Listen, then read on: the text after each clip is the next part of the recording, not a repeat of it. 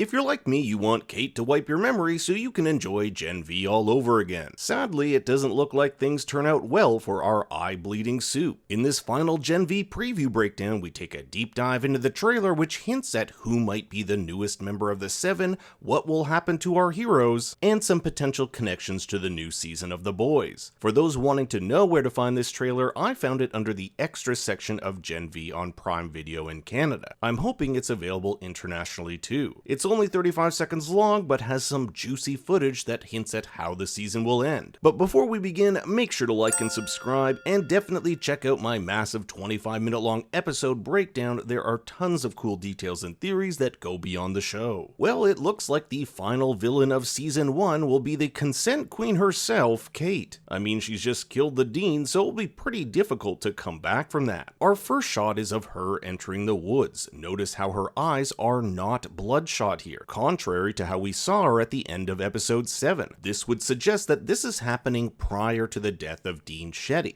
Remember that the dean's final assignment was to have Kate kill everyone in the woods. While they may misdirect us into thinking that, she's actually here to free the inmates of the woods, something we'll see later on. What I'm really curious about is whether or not any of these inmates have the virus. Dr. Cardosa told us that in its current form, it can only be transmitted via bodily fluid, so even if the inmates get out, which they do, we aren't dealing with a full-blown Wuhan situation. Out of curiosity, where does one even get into the woods? Is this elevator attached to Dean Shetty's office? It probably doesn't matter, I'm just wondering. Kate tells the others, "When I'm done, maybe eventually you'll realize I'm being a hero." So it appears Kate is just getting started in whatever she has planned. Remember that she told them that soups have to strike first. Kate also seems to subscribe to the Professor Brink definition of a hero. That being a hero, a real hero, is not about glory.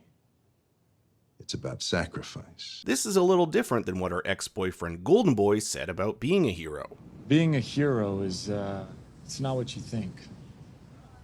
You know, if you're gonna do this, make sure you do it for you. So it seems like this theme of what it means to be a hero will play out in this final episode. Sam looks to be the only one in the bunch to join Kate. It's kind of ironic considering he almost killed her in episode 6, and she was the one responsible for wiping his brother's memory of him. Last episode we saw how he was radicalized by Rufus towards this pro-soup sentiment. We're better than humans. My guess is that Marie and the others let Sam and Kate leave without a fight, at least for now. We'll later see Marie telling Jordan in that very room that they have to stop Kate, but it doesn't appear like a big showdown will happen here at Shetty's. Emma doesn't want Sam to go. They've built up this romantic relationship over the past few episodes, and judging from what Sam does later in the trailer, I'm not sure this is a relationship that can be salvaged. Check out this shot of Andre. Am I crazy, or does the background look like it could be a hallway at Vought Tower? It's a bit of a stretch since he'd have to go back into the city and come back to campus. Now, it looks like Andre could have a meeting with Vought CEO Ashley Barrett about becoming a member of the Seven. In the season's crossover video, we get this little snippet of a clip. We need to send someone straight to the Seven. If you look closely, you can see what appears to be a resume or file with none other than Andre Anderson. The boardroom here looks like it could be the same one we'll later see Ashley in at the Godolphin campus. It also appears that the campus is put on lockdown. We'll see students try to escape as these giant metal doors lock them in. Andre showed us how every door and window can be shut like some sort of prison.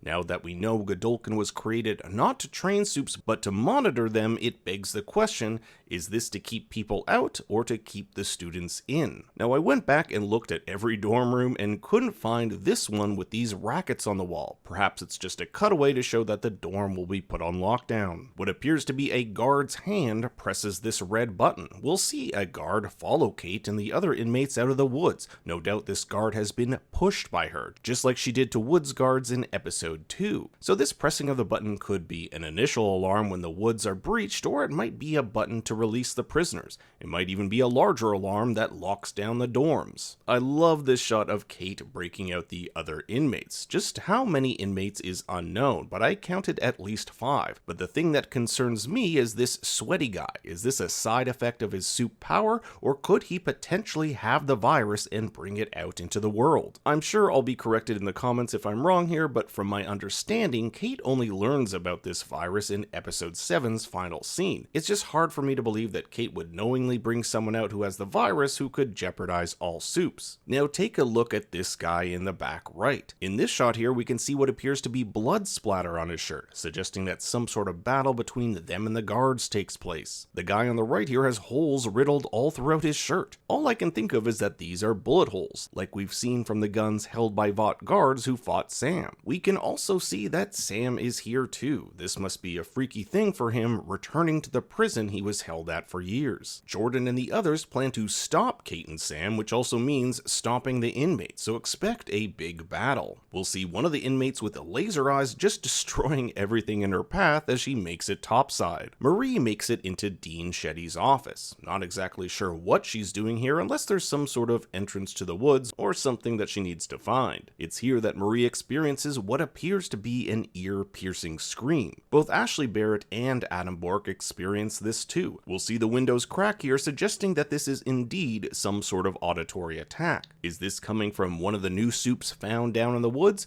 a device that's been rejigged like the guards used in episode 2, or could Kate's powers have expanded now that she's off those meds? Remember that Kate has been on these pills for years and that they've numbed her powers. Will we see the full extent of her power this episode now that she's unencumbered by this medication? Sam and Adam Bork have a little confrontation in what appears to be the studio. I'm not exactly sure if this takes place before or after Adam makes his way outside alongside Jordan, Ashley, and Ashley's assistant, who is literally named also Ashley. Before we get to the final battle, which seems to take place outside, we'll see Polarity and Andre. It's left a bit ambiguous whether or not this is Polarity squeezing his son's hand or the other way around. This is one telling shot. With it cutting to a shot of Marie concentrating, it highly suggests that Marie performs her first head pop, just like her new BFF, Victoria Newman. Again, this could be an editing fakeout, but I think it would also make narrative sense if the season ends with Marie performing her first pop. But whose blood is this? If we're going with the head pop theory, it pretty much leaves one person, and that's Sam. We do see him trying to kill Andre. If it isn't a head pop, Kate could be reacting to any number of things. She could be injured, or something bad could happen to Andre. We'll see Sam here clinching Andre's neck. Since we're outside the main campus building and see Andre using his powers to reach for something, I think it would be ironic if he bashed Sam in with his father's statue. We'll see Sam use his super jump attack here, and notice what looks to be a dead student just chilling out by a tree. One of the most interesting shots here is of a metal door from the woods closing on Sam. It's weird because it appears someone is locking themselves in the cell, and Sam is the one in the hallway. I'm guessing this has something to do with Kate and Sam's attack on the woods. The final shot is of this Vought helicopter crash landing. We'll see that its blades are completely destroyed. Notice the Vought symbol on its side, suggesting Ashley or another character from the boys might be aboard. The feeling I got is that Andre is trying to save the helicopter so that it lands safely.